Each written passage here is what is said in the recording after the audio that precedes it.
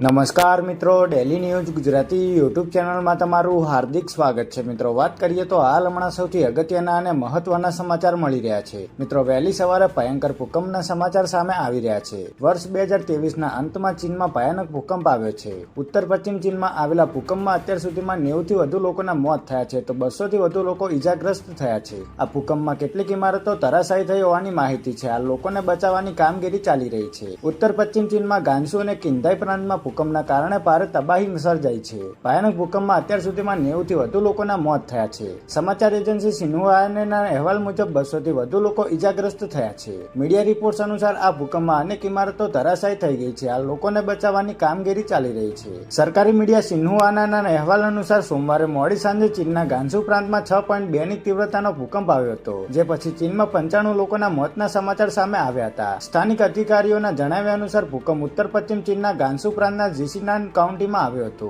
ભૂકંપનું કેન્દ્ર બિંદુ 10 કિલોમીટર દૂર હોવાનું જાણવા મળ્યું છે.